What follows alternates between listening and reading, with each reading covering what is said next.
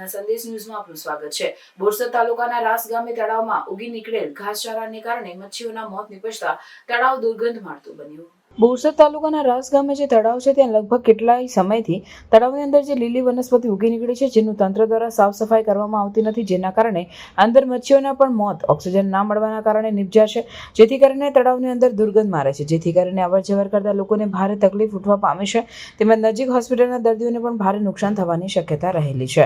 Reporter Harshad Parmar. મારું નામ સંજયભાઈ રણછોડભાઈ પરમાર છે। હું રાસ ગ્રામ પંચાયતમાં સરપંચની ફરજ નિભાવું છું। અમારા રાસ ગામના ગામતળનું તળાવ મત્સ્ય ઉદ્યોગ દ્વારા ઇજારો કરેલ અને ભાડે આપેલ છે। મત્સ્ય ઉદ્યોગ દ્વારા ઇજારો કરવામાં આવે છે, પણ દરેક સાલ જ્યારે ભાડું ભરવાનું થાય છે ત્યારે ઇજારો રાખનાર તળાવ છોડીને જતો રહે છે અને તળાવની કોઈપણ જાતની દેખરેખ રાખતા નથી।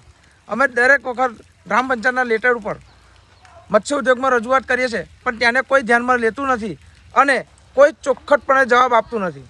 મેં એમને 12મા મહિનામાં ટપાલ કરેલી કે ભાઈ આ તળાવનું ભાડું કોઈ ભરેલ નથી અને લીલો નાળો થયેલ છે, જ્યાંથી આજુબાજુના રહીશો તેમજ CHC દવાખાનાના ડિલિવરીના કેસના પેશન્ટો એટલા બધા હેરાન થાય છે અને મચ્છરજન્ય રોગો થાય છે અને પાણીજન્ય રોગો થાય છે।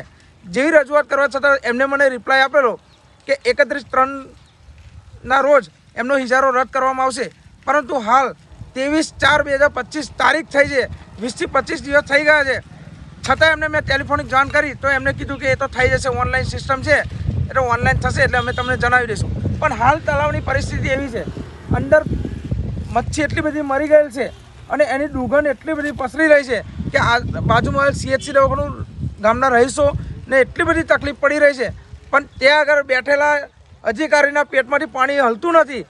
તો જે તે અધિકારી હોય અને જે તે મત્સ્ય ઉદ્યોગના જવાબદાર અધિકારી હોય તેમને આનું નિવારણ તાત્કાલિક ધોરણે કરવામાં નહીં આવે તો અગાઉ 2 થી 3 દિવસમાં આખા તળાવના જે પાણીજન્ય જીવો છે તે મૃત પામશે અને એની દુર્ગંધ ગામમાં એટલી બધી ફેલાઈ જશે કે ગામમાં એટલો મોટો રોગચાળો ફેલાશે, જેની તમામ જવાબદારી મત્સ્ય ઉદ્યોગ અધિકારીની રહેશે અને આનો તાત્કાલિક નિવારણ લાવવા સરકારશ્રીને મારી નમ્ર અપીલ છે।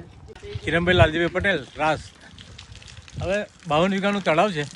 આ તળાવ ભાડે આપવાથી પંચાયતને પહેલાં 10 લાખ આવક હતી, ત્યાર પછી ઇજારાથી 5 લાખની આવક થઈ, પણ છેલ્લા 2 વર્ષથી આ ઇજારાવાળા ભાગી ગયા છે અને અંદર એટલી બધી વેલ થઈ ગઈ છે, એ વેલને લીધે હાલ ઓક્સિજનની તકલીફ મચ્છીને થઈ રહી છે, તો ઘણી મચ્છી હાલ મરી રહી છે। 2-4 દિવસમાં પૂરા તળાવમાં લાખોની સંખ્યામાં મચ્છી મરી જશે।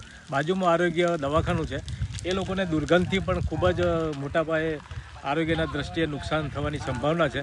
ગ્રામજનો પણ આ પાણી ભૂભર્ગ વાટે ગામના કૂવા તળાવ કિનારે હોવાથી પાણી ઉતરી અને એમને ચામડીના તેમજ કોલેરા ટાઇફોઇડ જેવા રોગો થવાની પણ સંભાવના છે। તો આ તમામ જવાબદારી આરોગ્ય વિભાગ તેમજ મત્સ્ય ઉદ્યોગ તેમજ જે તે આ તળાવની હરાજી કરાવતા હોય જિલ્લા વિકાસ અધિકારી, આ લોકોની જવાબદારી હોય છે। છતાં આ લોકોને વારંવાર પંચાયત દ્વારા, સરપંચશ્રી દ્વારા, અમારા દ્વારા પણ ઘણી વખતે જાણ કરીએ છીએ, છતાં આનું કોઈ પગલાં લેતા નથી અને ખૂબ જ નુકસાન થાય એવી શક્યતા હોય। હાલ આ તળાવમાં જે તે અધિકારીઓ, લાગતા વળગતા અધિકારીઓ આવી તપાસ કરી વેલનો નાશ કરાવે તેમજ સરકાર દ્વારા JCB મશીનો દ્વારા આ વેલને દૂર કરે એવી અમારી માગણી છે। ગિરીશભાઈ પટેલ, હેલો, બોલો। આ તળાવમાં ઘણા બધા નારો થઈ છે, આખું તળાવ ભરાઈ ગયું છે, આજુબાજુના બધા લોકોને બીમારી ફેલાવડાવે છે, ભાઈ મચ્છીઓ મોછલા બધું મરી જાય અને ગંદકી પેદા કરે છે। કેટલા સમયથી લગભગ 1.5 વર્ષથી। અને આજુબાજુ જે લોકો રહે છે એમને કઈ તકલીફ પડે છે? હા, બીમારી પડે, મચ્છર બહુ આવે છે, કોલેરિયા બધું થાય છે। અહીંયા આગળ તો દવાખાનું ખાલી જ નહીં રહેતું, ભરેલું ને ભરેલું રહે, એટલે વિનંતી છે કે તમે અહીંયા આવીને જોઈ જાઓ। આપણું ગામ રાસ છે, છેલ્લા 1.5 વર્ષથી સદંતર નારો આવો જ છે તળાવમાં, એના કારણે ઘણા બધા મલેરિયાના મચ્છર આવે છે, આજુબાજુ બીમારીઓ પણ થઈ ગઈ છે, પછી મચ્છી પણ મરી જાય છે, એના કારણે બહુ વધારે દુર્ગંધ આવે છે અને અમારા છોકરા કે મોટા પણ બીમાર થઈ જાય છે વારંવાર। અમે દવાખાને પણ તપાસ કરેલી છે, એમને ચોખ્ખું કહ્યું છે કે મલેરિયાના મચ્છર આવે છે, એ હિસાબથી આ પ્રોબ્લેમ થાય છે। જાનવર પાણી પીવા એ બી બંધ થઈ ગયા, અહીંયા આગળથી આપણા ભેંસો છે, ગાયો છે, બધા પાણી પીતા પણ બંધ થઈ ગયા, કારણ કે એટલો કચરો થઈ ગયો છે તળાવમાં। એ કારણે ઘણી બધી પ્રોબ્લેમ થઈ રહી અને ઉપર પણ અમે જાણ કરી હતી અને નારો કાઢવા કોઈ આવતું નહીં અને આને જ વસ્તુ છેલ્લા વર્ષ 1.5 વર્ષથી થઈ રહ્યું છે. તો નારો કાઢવા માટે વિનંતી છે કે કોઈને મોકલો અને આ પ્રોબ્લેમની કંઈ ને કઈ રીતે સોલ્યુશન કરાવડાવો. પ્રાર્થના સંદેશ ન્યૂઝની તમામ લેટેસ્ટ અપડેટ્સ માટે ચેનલને હમણાં જ લાઇક, શેર અને સબસ્ક્રાઇબ કરો.